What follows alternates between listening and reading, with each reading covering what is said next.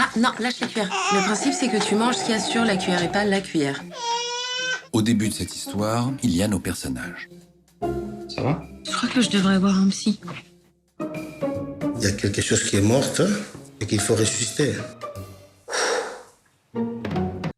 Fleur, it's a black comedy, a little bit sentimental about young cartoonist who goes to live to a small city in France after having his first baby with his partner Lucy, and they have a crisis. And while they are dealing with their crisis, a series of weird events happen.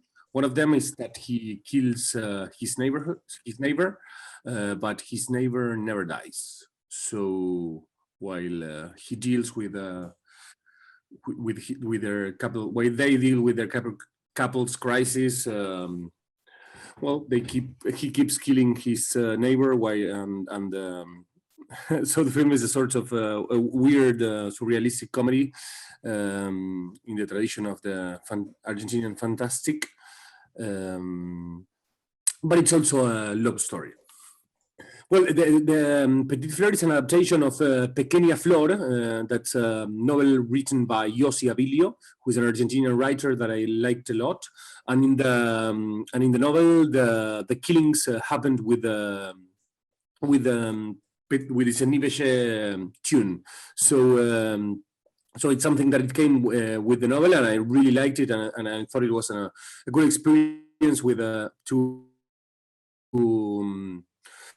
to work in a lot more musical film, in a film with a lot of music, and the music works in a dramatic way also, and building the fantasy. Sidney song is sort of the door that lets us in to a strange and bizarre new dimension. I don't know if we have a system. Mariano is my brother and my best friend in cinema. We have been working together since 20 years probably.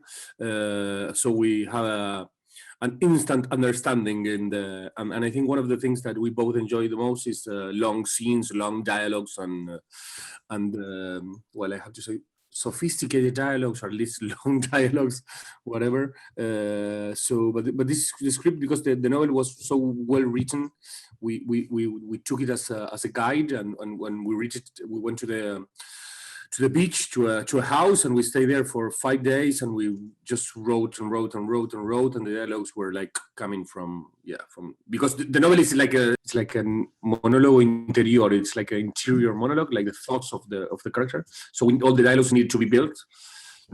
So it was one of the biggest and more important things that we had to do in the adaptation.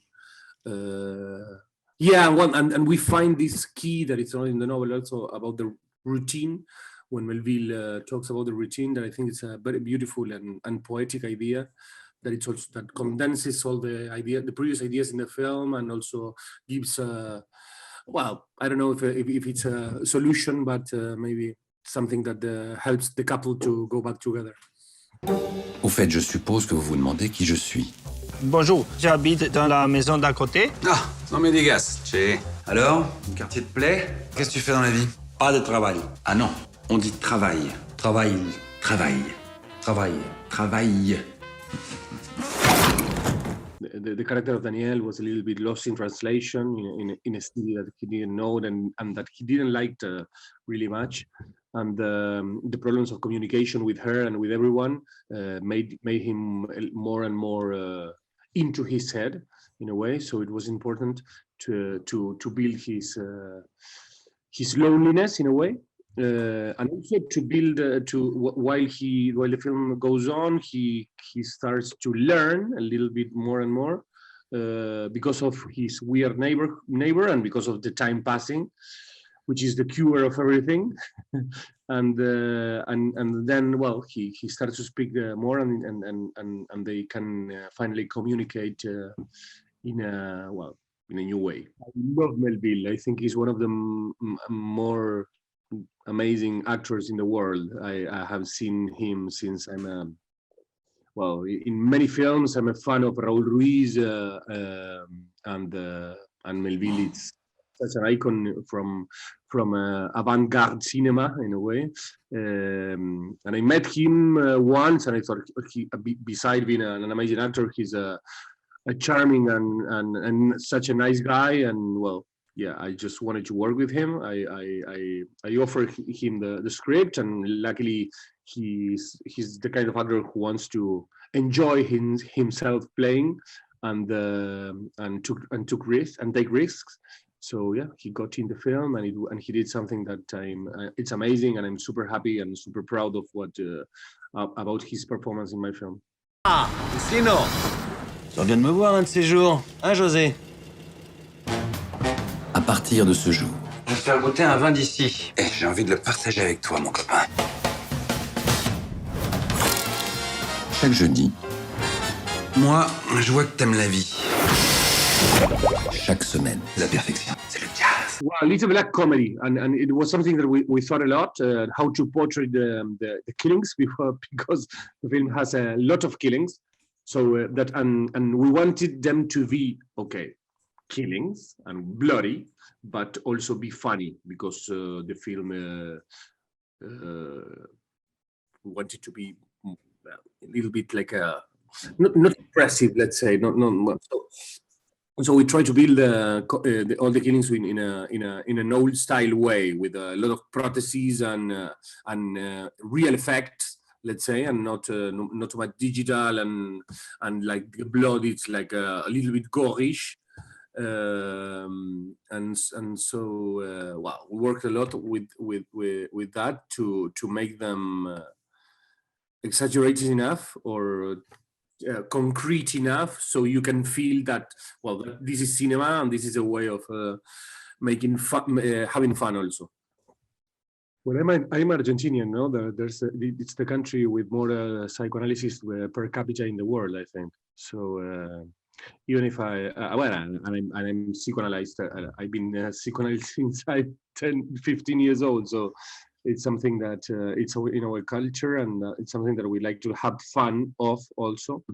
I didn't do it consciously because the character of Sergi Lopez is not a Freudian type of analysis. It's actually a sort of shaman or a crazy, ugly, disgusting guy who tries to solve people's problems, and there's a lot of that. But yeah, maybe in Argentinian culture and Argentinian way of thinking, the psychoanalysis way of thinking is very deep rooted. So it comes with the way I write or we write. Well, I didn't have that much. I think one of the films that I thought a lot about Woody Allen in a way, in the tone. But I also thought about a film that I loved from Robert Zemeckis, that it's called La Muerte le sienta bien. I don't remember the name in English. Death Becomes Her, I think. That it has lots of death in a very funny way. And I don't remember which ones else, but yeah, of course, the drawings and the Belgium comic book tradition was super important also for us, for building the character of José, and the music and the romantic music from the 80s from France, like the song of Hervé Villard was super popular in Argentina when I was a kid, so it was something that I wanted to include in the film also. Well, I don't remember, but yeah, it's a film that because of its genre that let us work with a lot of freedom and also do some